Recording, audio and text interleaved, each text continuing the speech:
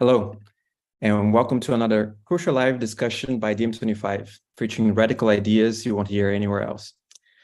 Our world is at a critical juncture where human rights, peace, and justice are being put to the test, not only in Palestine and Israel, where all eyes have understandably been for the past few days, but globally. For over 5 decades, the Palestinian population has endured an occupation that leading human rights groups characterize as nothing short of apartheid, a crime against humanity. Living under these conditions presents a bleak choice between silent suffering and active resistance.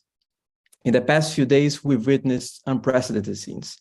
Hamas, the organization governing the Gaza Strip, launched attacks well inside Israeli territory, marking a critical turn in an already fraught situation. The devastating loss of life, including hundreds of civilians, calls for an immediate and urgent dialogue. Tonight, we ask the pressing questions. How can we halt the dreadful loss of innocent lives on all sides? What actions could exacerbate the situation, especially considering the warring statements by the far-right government in Israel and their indiscriminate bombing of Palestinian homes? And how does this conflict intersect with other global crises, such as the ongoing war in Ukraine? To discuss this and more, we're joined by our brilliant panel of activists and thinkers, and we invite you, of course, to join us in this vital conversation by leaving your questions and comments in our chat as usual. Let's dive into it. Yanis. Thank you. Thanks, Lucas. We are talking about yet another example of humanity's capacity to dive into moral voids and into abysses of inhumanity. Just when we thought we had done our worst, we surprise ourselves with a capacity to do even worse. The emphasis here must be on the word we. It is very natural. I'm not going to take partisan sides here. It's very natural when we have vicious conflicts like the one in Israel-Palestine, for us to have a natural tendency to take sides. But the scale, the breadth, and the long-lasting nature of this tragedy has been going on for decades, should concentrate our minds, and we should start talking about our collective responsibility for what is going on. Now, some of you may have heard that recently, when I was in Berlin with some of you, in an interview, I refused to condemn Hamas.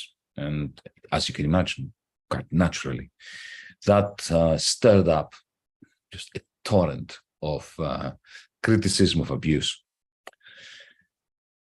There is no doubt that if I were one of those visitors in the music festival near the fence separating Gaza from Israel. By the way, it's not a border. Let's not make this mistake. It's not a border. It is a fence. It's not an international border. And the people who've been living on the other side, the Palestinians, were not always living there. They were living on this side until they were expelled from their homes to be living in that patch of land called Gaza. I close the parenthesis here. Nevertheless, if we were, some of us, in one of those music festivals, one of which was dedicated to peace, and the Gaza militants arrived, I have no doubt they would have gunned me down. There's no doubt that they would have even maybe taken me hostage. Those scenes are atrocious. There can be no justification, and there can be no absolutely no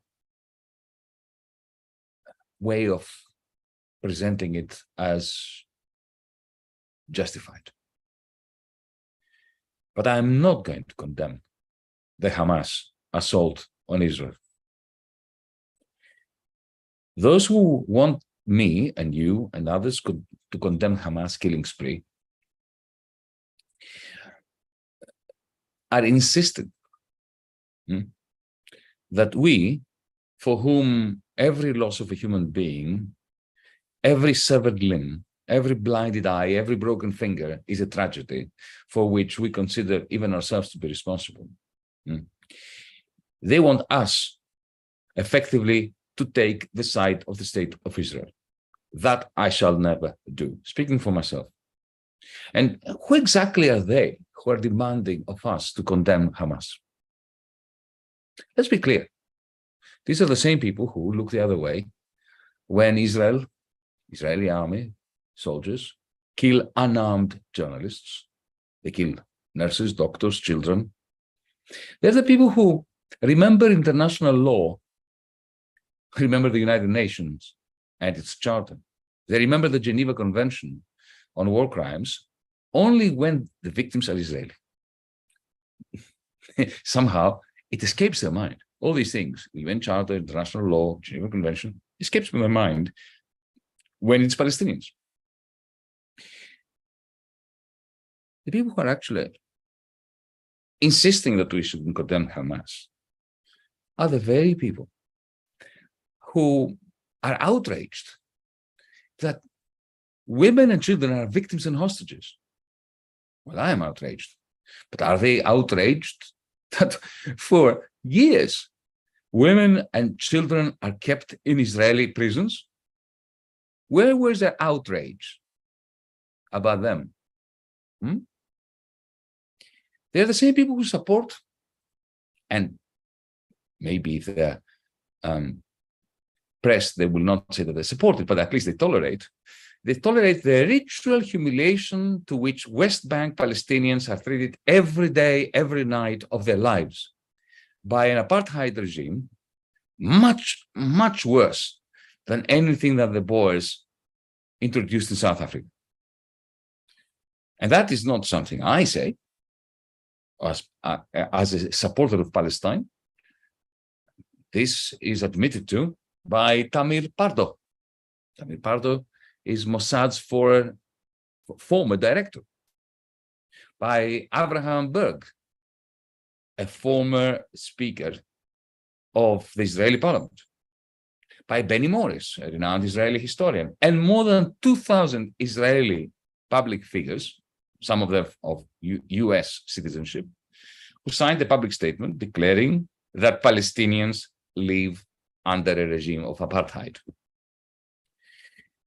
The people who are insisting that we should condemn Hamas are the ones who turn a blind eye every single time murderous settlers rampage in Palestinian occupied territories, killing Palestinians at will.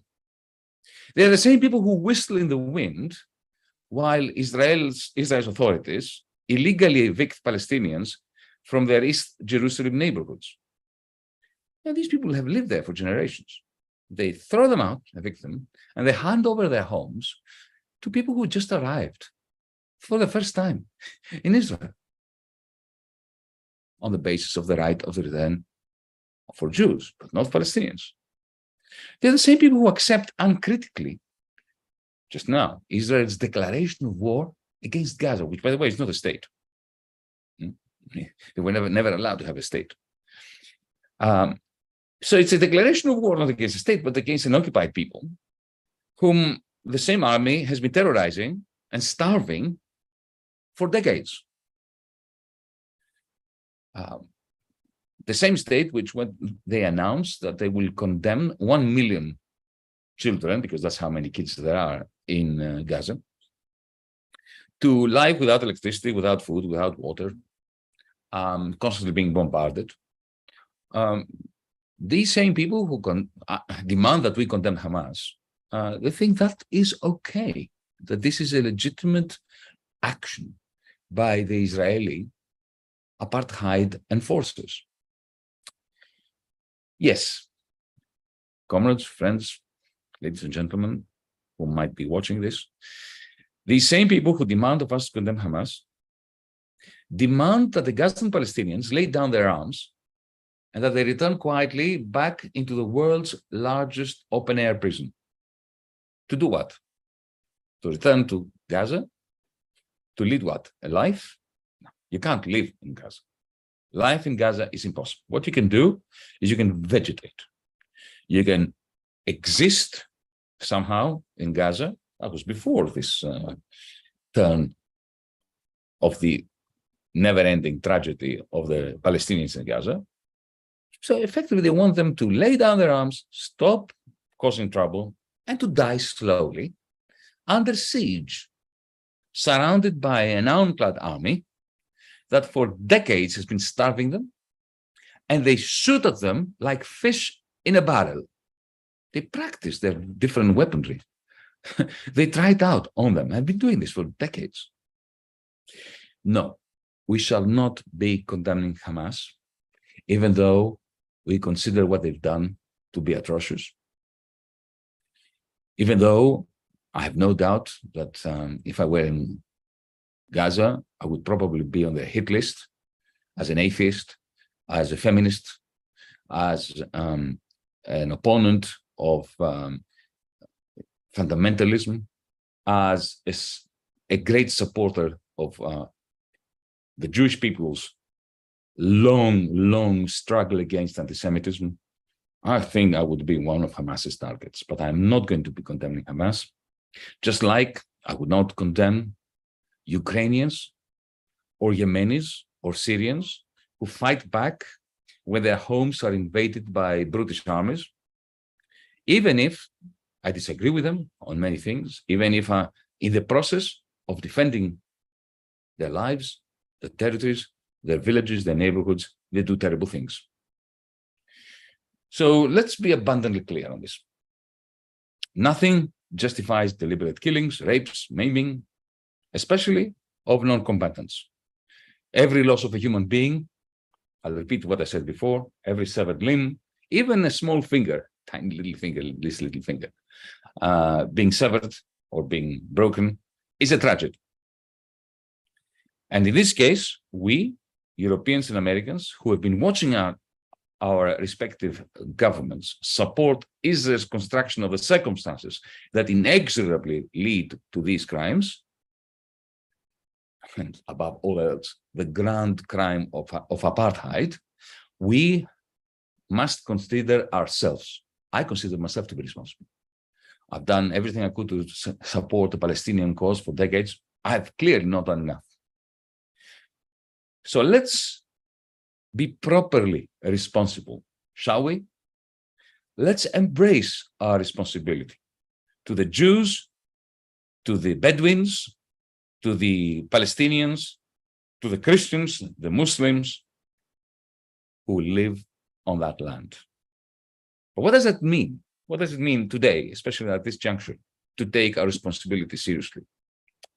Does it mean parroting yet another condemnation of Hamas, like that of our governments here in Europe, who did not even slap the wrist of the hand that has been strangling the Palestinian nation, thus bringing it to the brink of despair? Some say to me, but Yanis, with guns and with bombs, there will be no solution. Remember Yasser Arafat, who laid down his guns? Remember the PLO authorities that signed the Oslo treaties, hoping for a peace process? How did Israel treat them? Well, we know how they treated Arafat. We know how they humiliated Fatah, the Palestinian Authority. We know that, some of us have long memories, effectively they created Hamas, the Israeli state, when in the early 1970s. Read Ilan Pappé's fantastic book on this, on how Hamas in Gaza was, to a very large extent, sponsored by an Israeli state trying to create an antagonist to the PLO and to Yasser Arafat in particular, personally. So let's not have any of this. The Israeli apartheid state is determined to crush those who lay down their arms, and it is determined to crush those who do not lay down their arms.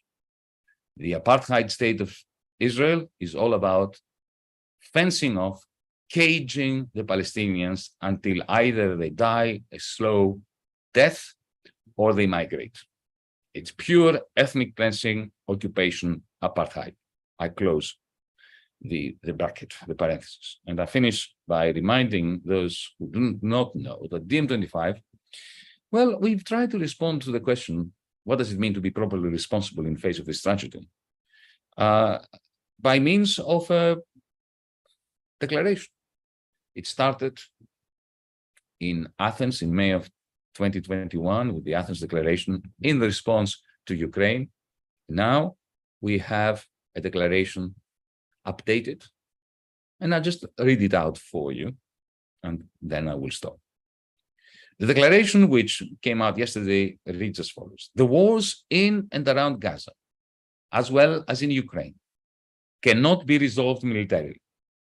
There can be no military victory that will not spawn more war crimes, more suffering, more injustices against the weakest, the poorest, and therefore more wars. The governments of the world's leading powers, the United States of America, China, and the European Union, those governments are failing in their duty to set up a parallel peace process under the auspices of the United Nations for a just resolution of both wars.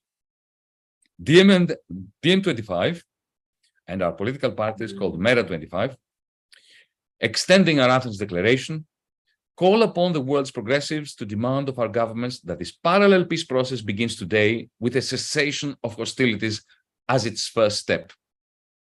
Any excuse to delay it constitutes a monumental service to the normalization of war crimes and the instrumentalization of inhumanity, which generates new hordes of refugees. Hearing the European Commission, the government of the United States, the governments of the members of the European Union, hearing them effectively endorse in advance a major assault on Gaza by the Israeli forces that have been terrorizing the people of Gaza for 25, 26, 30, 40 years now, brings us to the brink of despair. What is the end game? If their end game is to exterminate the people of Palestine, there is a logic to it, a cruel final solution logic. But if the end game is to end apartheid, that cannot happen by projecting the flag of Israel on the buildings of our governments. Thank you. Thank you, Yanis. Judith joining us from Berlin. Thank you, Lucas, and thank you, Yanis, for the introduction. You actually made a lot of the points that I was also going to stress. My main concern is, well, I don't have the knowledge of the people on the ground. So what I see is the online reaction, and that really concerns me, that there are so many people who are very eager to condemn one side or the other, condemn them for killing innocents and committing war crimes, but always just condemning one. So a lot of people take Israel's side. I think that's the majority, the vast majority. And then they say, okay, what Hamas did is horrible. So now we need to turn Gaza into a parking lot. Or they say apartheid is horrible, so now let's kill all Israelis. And that is just, it despairs me to see this. It feels like 90% of commenters online take one or the other position. And that despairs me because it is not an ethical stance that you can defend in any way, no matter whether you derive your ethics from Aristotle or from Kant. You can't say that targeting innocents is an atrocious crime when one side does it, but it's okay if the other side does it, or that the other side should be doing it, like these people are saying. And this is, I believe that this is a major reason why the conflicts are so hard to resolve. Because when you hear someone make excuses for war crimes against your side, of course you hate them and you think they lack all moral feeling. So how are you supposed to build trust based on that? We have to avoid this trap. It's very easy to fall into, but we have to agree that nobody has the right to target innocents. And only on that basis can we build a broad humanist coalition of Jews and Arabs and everyone else that will work together against all those in Israel and in Gaza who want to kill innocents. Thank you very much, Judith. A couple of questions from the chat. Renato Pereira says, I understand the need not to be needlessly partisan, but is the violence of the oppressed the same as the violence of the oppressive colonizers? And whatever asks, how can Palestine ever be realistically liberated if the American empire thinks it needs it for geopolitical interests? Amir Kiai, joining us from The Hague. Thank you, Lucas. We see that these events of the past few days, the tragic events, the constant bombardment, the cutting off of food, water, electricity, complete embargo, complete blockade of Gaza, the images that's circulating on social media, all of this has had, unfortunately, in a sense, we can see how it's taken the pressure off Netanyahu. He is now creating a war cabinet in the midst of his corruption trial, etc. So that's probably going to be put aside for a while. And the protests against the judicial reform and so on is probably being suspended, etc. So this is definitely light in the tunnel we can see for him, and for the policies that he is supporting. So the case in point being one of his finance minister, Bezalel Smotrich. He came up with a plan called the One Hope Plan. And this is a very interesting view of where Israel wants to go, assuming that it continues on this path of, what else can we call it, but fascism and settler colonialism, etc., as we know. So this plan broadly entails, and we saw this when Netanyahu presented the map of the new Middle East at the United Nations a few weeks ago, full Israeli sovereignty in Judea and Samaria, as they mentioned, and then leaving the Palestinians broadly with three options. One option being staying under what's called a living management in the state of Israel. And those that don't agree will be expelled by force or given financial aid to leave anywhere in the world. And whoever remains, they'll be treated as legitimate targets for murder, for death. And this is the direction that the path that we see is being set. And we already see this ongoing now in Gaza, where Yanis mentioned half the population are children, and the bombing is indiscriminate.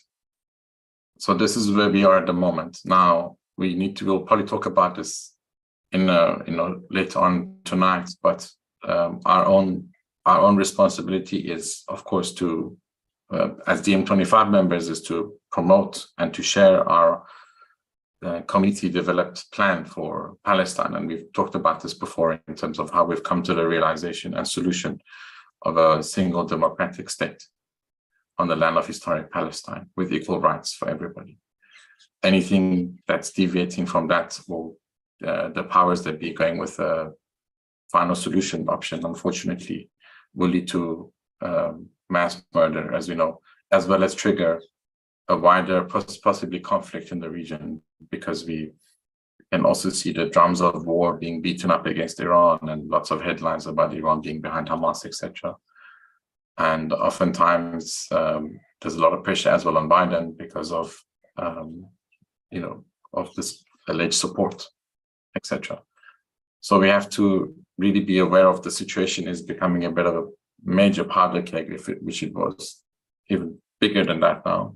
And we have to be careful and hope that the actors in the region remain cool and calm and don't enter into the war. Thank you, Amir. And we'll leave a link to DiEM25's one-state proposal for Palestine in the chat. So if you're not familiar with that, you can take a look at it. Federico Dolce joining us from Turin. Yeah, I'll be quick, because even though this conflict has been there for decades and was never over, we cannot ignore the timing of what is happening, and we are clearly facing escalation of many war scenarios, like the Serbian border with Kosovo, the Armenian-Uzbekistan, and other sad places all over the world. This happens when major superpowers are involved in never-ending and atrocious and tiring wars that keep them otherwise occupied. In my opinion, when one country stands as guarantor or the world policeman, when it is under military effort, other scenarios are reignited because they lose restraint. That's why we need a multipolar balance in the world. That's why we need it now. Now we here in the West, we live in a toxic media environment, and at least here in Italy. But I'm reading similar tropes in all of Europe and the United States. Now media pundits who can hardly tell one act of violence from another, but choose to define what is common day-by-day routine from unacceptable atrocities, depending on the actor who commits them. Usually in this case, the hypocrites demand condemnation from us, from the people who hopes for peace, from the people who hopes for respecting human rights in order to give them a pattern, sort of a pattern to participate in the public debate. And I just like to turn the table on this one. I personally will not want to hear a single word on the matter from people who stayed silent during all the other days of every year where the tortures, the killing, and the apartheid were enforced. The Western government stayed silent while all of this happened. I think they must now take responsibility, or history will do it for them. Thank you, Fed. A couple of quick notes before we move on. A couple of appeals, really. First and foremost, and much more importantly, we urge you to support the victims in Gaza in this moment, the current victims and the unfortunately upcoming victims as a result of the Israeli attacks and the siege. Gaza has been blockaded for a very long time, but is now also under siege. We'll leave a link in the chat for you to do that. And then also, if you like what you're hearing here from us at DiEM25, which, I'm sure you've noticed, is very different from what you hear from our European political leaders and from our mainstream media. There's one reason that we're able to stay so independent and so courageous in what we say, which is that we are independent financially as well. We're completely funded by people like you and small donations, small amounts at a time.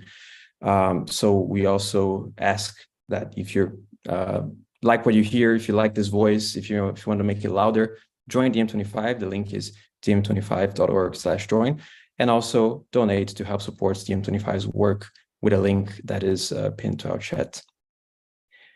Daphne Dalcara joining us from France. Hello. I'll be extremely brief. I don't know if my connection will hold, but I think lots have already been said so well by others. I just want to say that it's really typical. I mean, I think when we will look past, historians will look past, that these decades have been such decades of hubris, and like the Israeli-Palestinian conflict is just such a great example of that. I don't want to really quote Kennedy right now, but those who make peaceful change impossible make violent revolution inevitable. And this is just like so emblematic of the moment. And it's so hard not to notice that. And it's so frustrating that despite all the voices that have been going on for so long, and all the efforts that have been so often at great expense of the people that have been advocating for Palestinian rights, to their own selves. It's just been hitting a brick wall, and it's very devastating that we are here today and discussing this. But at the same time, there's an inevitability, there's a sterility in this politics of our days, of this politics that are of hubris, undemocratic, and cruelty as like a catalyst for everything. So that's just it for me. Thanks. Thank you, Daphne. Eric joining us from Brussels. Thanks, Lucas. Hi, everybody. One of the surprising facts I came across these days, as my sort of For You page has been flooded with information about the Israel-Palestine conflict, is about all the things that are banned by Israel for import into Gaza. Famously, Israel controls everything that goes into Gaza, right? Including water, electricity, and food. And you'd expect things to be banned, such as, I don't know, gunpowder or material you'd need to create bombs. You know, some of the things that are banned: ginger, sage, potato crisps. These things are banned for import into Gaza by Israel. This is for no other reason than to remind Palestinians who's in charge. There's no other reason to ban potato crisps from Gaza. We need to keep these small facts in mind when we talk about this conflict, about who is in charge, who is in a position to ban potato crisps from the other side. When we look at what is going on today, it isn't, the two sides are not the same. Violence is horrific, no matter who it's perpetrated against. That goes without saying. But we need to keep balance, and we need to maintain a view of the bigger picture. There are 2.5 million people in the Gaza Strip, the most tightly populated place on the planet, and half of the 2.5 million are underage. They're children. So keep that in mind when you hear about, you know, the Gaza war in 2014, when 2,200 people died in Gaza, of which 70% were civilians. The equivalent on the other side in 2014 was something like 600 people killed, of which 15% were civilians. Again, the Great March of Return, 2018-19, 1 person killed in Israel, 10 wounded, 220 killed in Gaza, 9,200 wounded in Gaza, civilians. These are all fact, you know, again, 2021, you have more. I'm not going to bombard you with the numbers. We know these numbers. We just need to remember and keep balance about what these numbers mean, and to instruct with that balance our reaction to what is going on right now. And what is the bigger picture beyond Gaza? What we're seeing is a general approach by Arab nations to try and normalize their relations with Israel, right? Including, under pressure from the United States, Saudi Arabia itself. And the Palestinians are seeing all the political support they were getting from their neighbors dwindle away, with no reaction, of course, from the international community.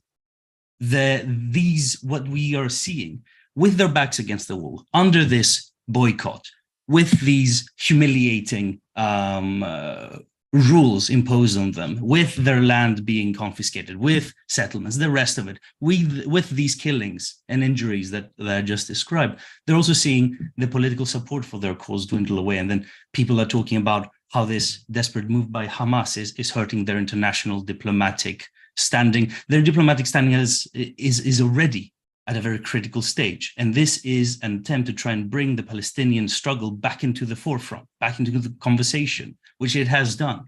Again, in horrendous fashion, but it has. So we keep talking about what needs to be done, what we in Europe need to do. Well, you know, the place to start is at home. The European Union in 2014 with the Gaza war, in 2018-19 with the Great March of Return, in 2021 with the unrest, during all these killings that I mentioned by Israel, we didn't stop the funding. We didn't impose sanctions on Israel. And yet now, within 24 hours of the attack by Hamas, we have announced we're going to stop funding Palestine. I mean, if you don't think that is bias, if you don't think that Europe is clearly on the side of the oppressor in this struggle, then I don't know what will convince you. It's clear, it's painstakingly obvious. So what we need to do, first and foremost, is hold our own governments accountable, make them act on our own principles, make them put their money where their mouth is, not this one-sided fashion that they've been following systematically since Israel's creation, really, and more in the last decades. And of course, we need to decouple Europe, as DM has been saying for over a year now. We need to decouple Europe from the influence of NATO and the United States of America, because Israel is a clear foreign policy priority of the US. And we, as an appendix of the United States foreign policy, are not allowed any freedom in our own positioning on this matter. And as we've become essentially a stooge to the NATO alliance, especially since the war in Ukraine, we can forget a principled stance on the matter of Israel-Palestine. If we truly care about this, we also need to talk very seriously about non-alignment, about Europe not joining military blocs, standing for its own principles, and using foreign policy as a tool for peace and not for further aggravations and for the systematic oppression of minorities, as we're seeing in Palestine. I think that's a good place to start. Thank you, Eric. A couple of questions from the chat just before we move on. Boris says a two-state solution is impossible now. That's during the Netanyahu years, hundreds of new settlements happen in the West Bank. There is no point, it's fantasy. And then Tom Bottle says, you're telling me taking people's land and home by force, calling them terrorists and gathering them into an open prison isn't going to incite resistance. Maya Pelovic. Thank you all for all that you said. I mostly agree with everything, and I think you gave a very good coverage on what we can do and what we can as DiEM25 do. I would just maybe add a couple of points that are maybe from my position, as I'm coming from Serbia, which is a country that is used to these rising conflicts that are happening all the time. And as Fed also mentioned, there was a big tension between Serbia and Kosovo recently, and all of us from the Balkans were looking in a way, what other war are we going to have here in the next couple of months. And of course, with these rising tensions, we cannot not look at the media coverage that is happening during these conflicts. The media coverage in Serbia that I have been following, and probably most of you have had the same experience, was very much in a way similar to, as you would remember, the famous piece by Huntington, The Clash of Civilizations, and conflict between us and them, which I think is can be in a way said about most of the conflicts that we had in the recent years. And in this Clash of Civilizations, well, in class and ideological conflicts, the key question is which side you are on. And in the conflicts between civilizations, the question is, what are you? And as Huntington pointed, this is a given that cannot be changed. And of course, Edward Said was very much against this myth of the class of civilizations, because most of this would go, and as I was seeing in most of the media coverage, we were seeing people talking about them, the Muslims, that do not want to live in the same way as us, the Christians. I don't know if you had the same experience in your media, but in our mostly even liberal media, we had the same kind of a coverage talking about Palestinians as people that cannot live in this kind of a world, of course, calling the Western world, and making the whole thing of course, we heard, we know historically what happened, but now because media is so powerful as it is, this kind of coverage brings us that we can see the Palestinians as the savages, as the ones that are doing all the things, of course, Hamas did, and which we would always condemn. But as Yanis very nicely pointed out at the beginning of this conversation, the part of the media coverage that we did not have and that we do not have is the coverage of all the things that are happening in Gaza. And if we would look it through the prism of the myth of the clash of civilizations, we would see a lot of things that are much worse than we saw in the last couple of days.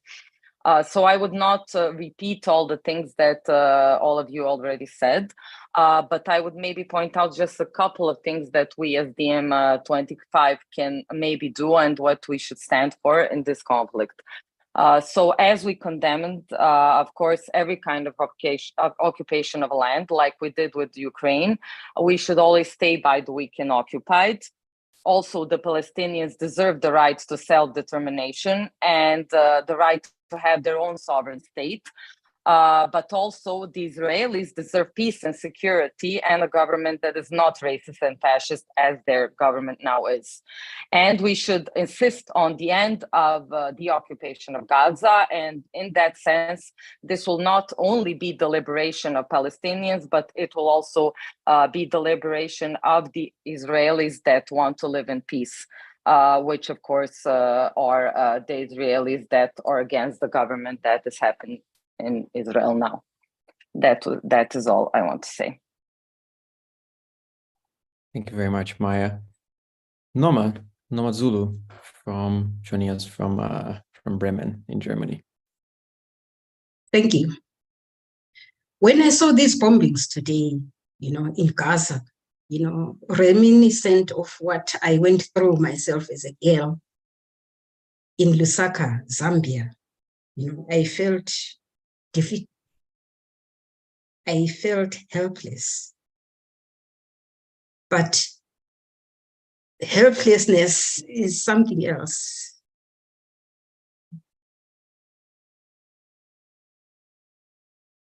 Sorry, can I start?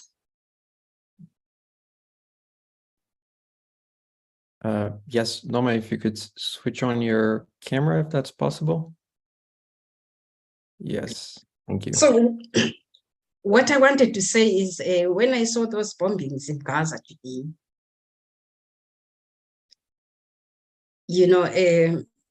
the very bombings that we went through in Lusaka, it brought back those experiences, the trauma that we went through. And believe me, my soul, my heart and soul is in Gaza because I know exactly what they're going through.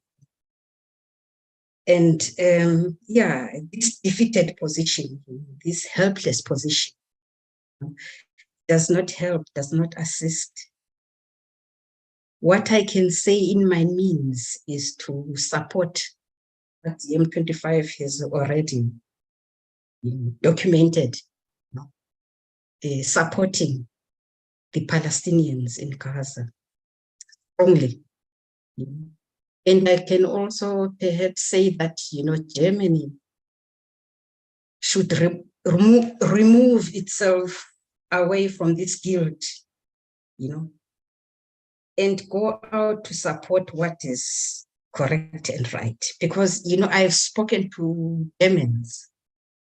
They will never come out and all out condemn Israel because of their historical policy. I wish they could do so. They should be in a position to say, this is our position. This is what is right. Well, yeah, I will stop there. Thank you. Thank you, Noma. We'll stay in Germany with Juliana Zita. Thank you, Lucas. Yeah, a lot has been said. I don't want to, of course, repeat anything. It's like I feel like I resonate with what Noma said, that you'll watch this and you feel helpless, and you're kind of, it's not great to watch human beings suffering. And I go back also to what Jana said, that this is kind of, it feels like a failure of humanity, this continuous death and destruction. But to be honest, I'm very, very pessimistic on the what we can do side, because to be honest, if I look at both sides and I imagine like myself growing up in second generation, even third generation in Gaza, for example, I mean, my view on Israel will be a particular one, maybe also full of hate, full of resistance to even believe that the other side could have a peaceful intention towards me.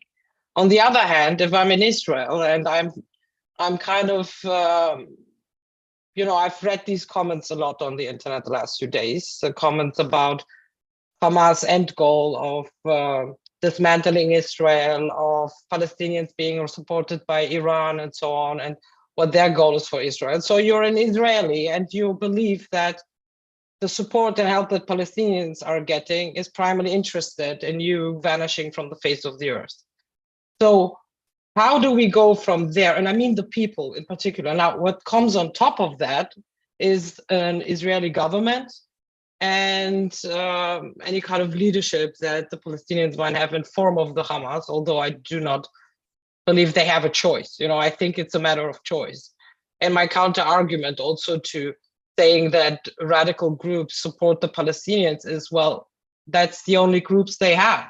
I mean, the Western world doesn't particularly engage themselves in this, and they leave it kind of up to those authoritarian states to be the supporters of the Palestinians. So I will defend them in that argument strongly, because I think if that's the weapons you have to defend yourself, that's what you have, right?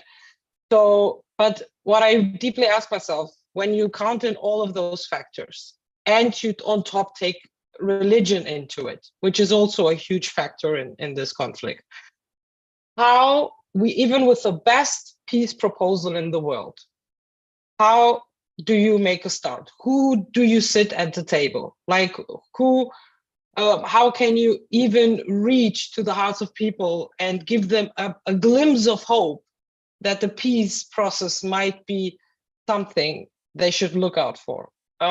This is where I might be very pessimistic, and I fear that in time in history, this will go on as long as Palestinians are decimated to just a few, who will then be one of the many nationless people walking around the earth without a land to live, and probably be gone of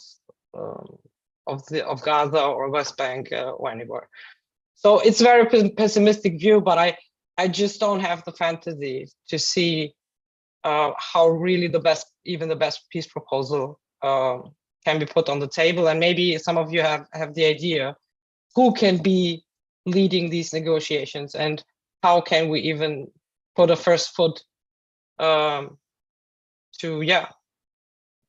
turn this thing in a different way. Thank you, Juliana. Panos joining us from Athens.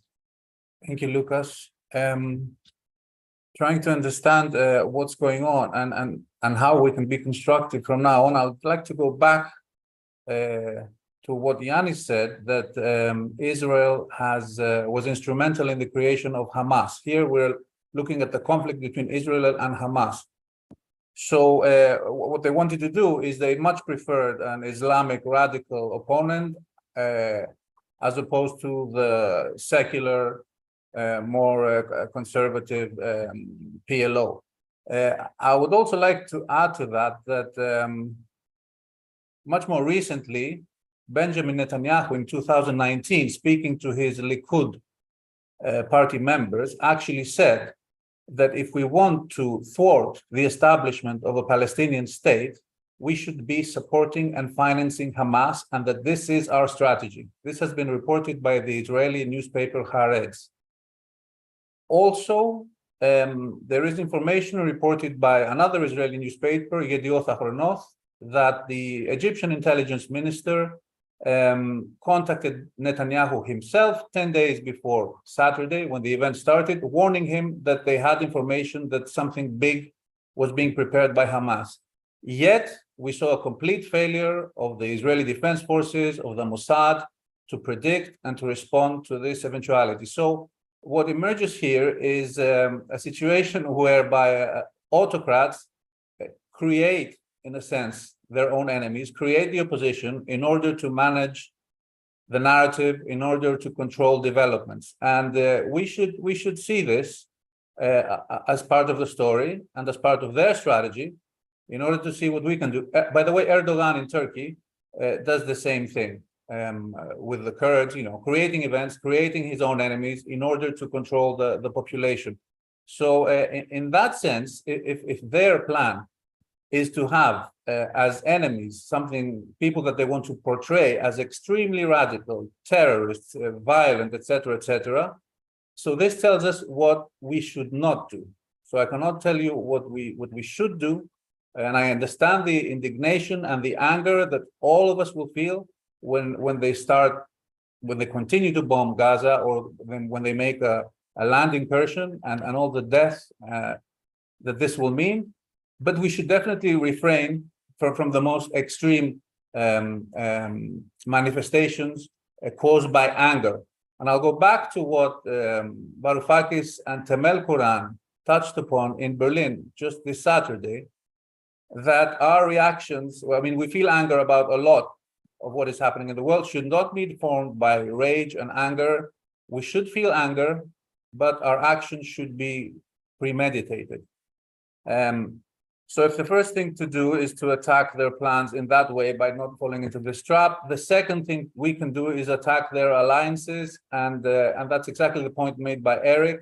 I think that we here in the EU should be exposing our own governments for their hypocrisy and their support, blind support for Israel, which rests on absolutely no ethical ground.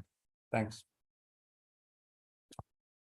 Thank you, Panos. Johannes Fair from Berlin. Thank you. I just want to add something quickly, since Noma has touched on Germans and their reaction to the events, to the current ones, and also, of course, in the past, because of the history, as she already mentioned. And I want you to put your attention to something that is just very obvious in Germany, is that the media plays such an important role in this, because they rightfully will report on atrocities that are done on one side and very little on what's happening, for example, when the Israeli army bombs Gaza. So that is the big reason, or one of the big reasons, why there is that reaction that Noma has described. So one thing that we can also do, next to holding our governments responsible and struggling ourselves as DiEM25 members and with our Mayor 25 parties, is to hold our media responsible.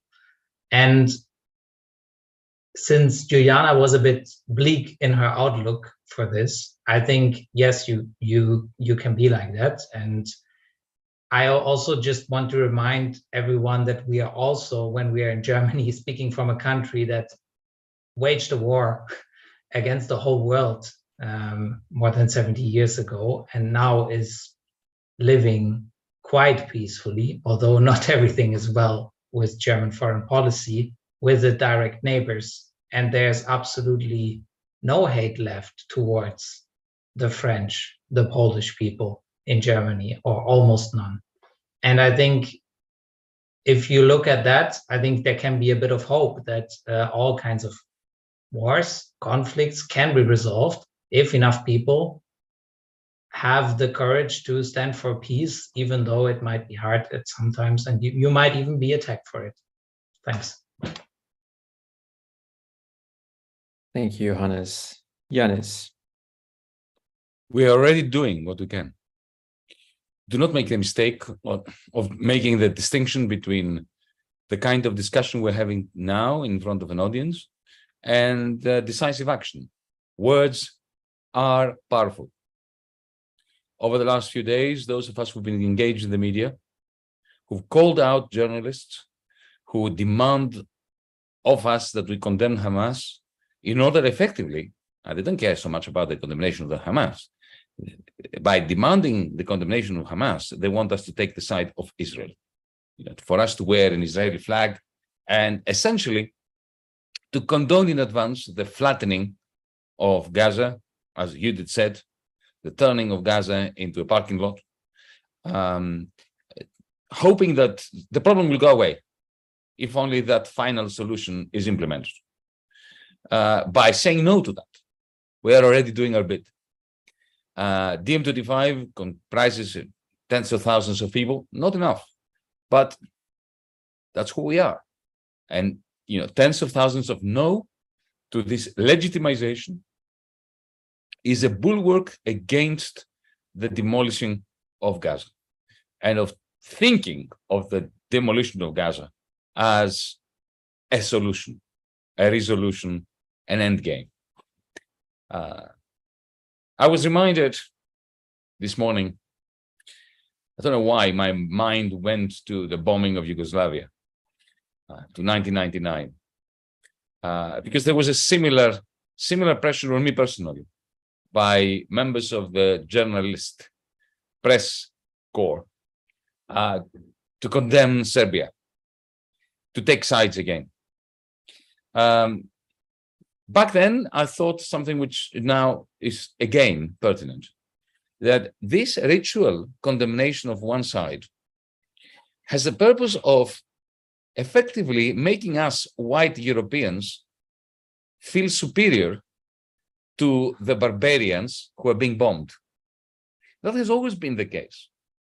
You find, or they find, our powers that be, find some crime committed, maybe a heinous crime, by a black person, a Muslim, a colonial subject, in order to call for a condemnation that will do what?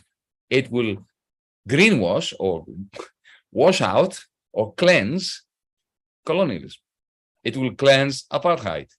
It would cleanse the idea that Yugoslavia had to be broken up.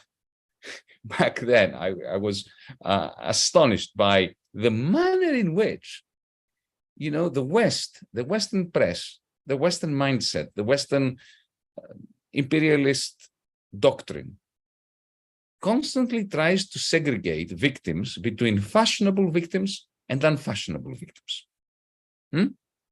It's not so much racist.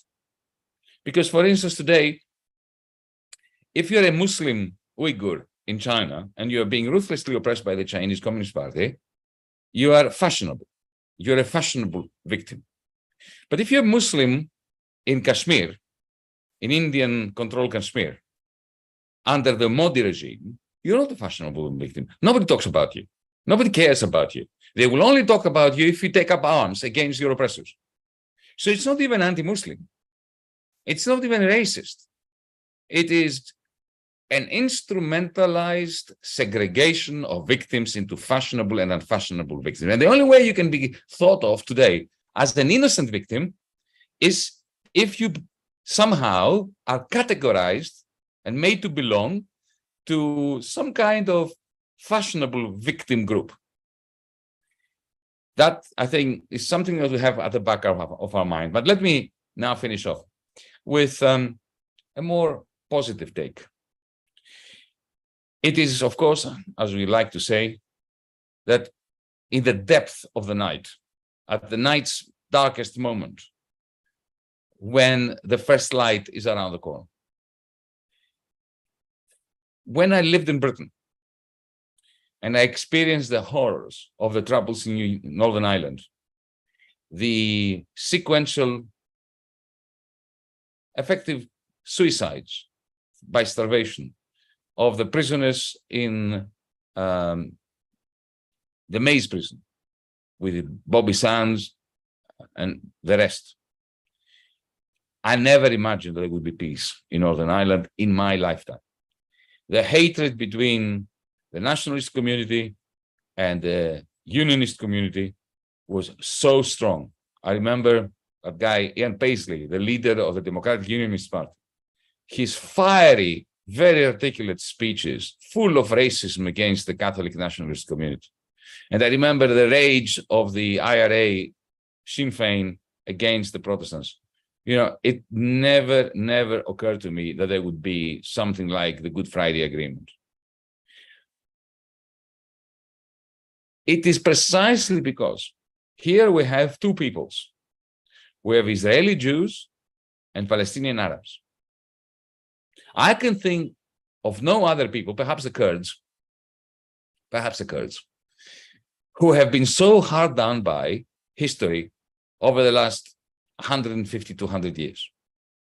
No people other than Israeli Jews and Palestinian Arabs have felt the weight, the boot of racism, of Holocaust, of concentration camps, of prison camps, of beatings, of abuse, more than the Jews and the Palestinians, the Israeli Jews and the Arab Palestinians.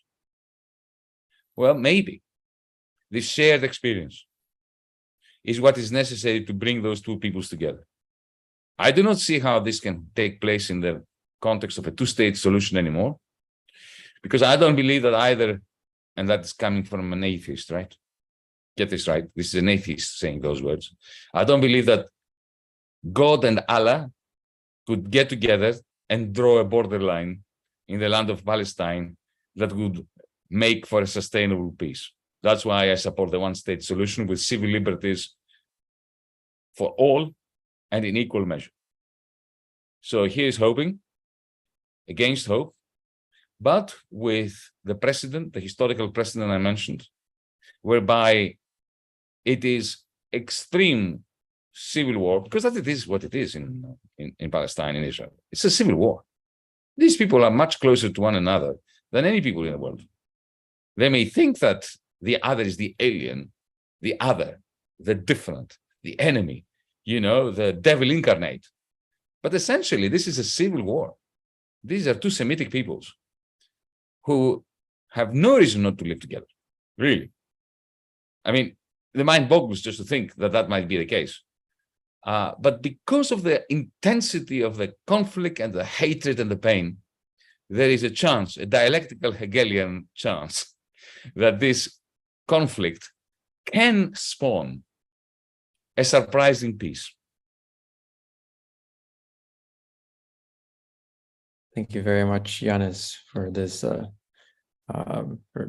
finishing off the discussion on an inspiring note. And with that, I'd like to also add that to all of our viewers, that one of the first steps in bringing about any sort of radical, fundamental political change is to join forces with other people who want the same thing and demand them and work towards them. With that in mind, if you like what you heard tonight in this discussion, please do join DiEM25 and help us bring about this change that we've been talking about and these ideas. You just go to diem25.org/join, and you can join us and be part of what we're trying to build here. Thank you very much for joining us. We'll see you for our next live discussion 2 weeks from now, same time, same place.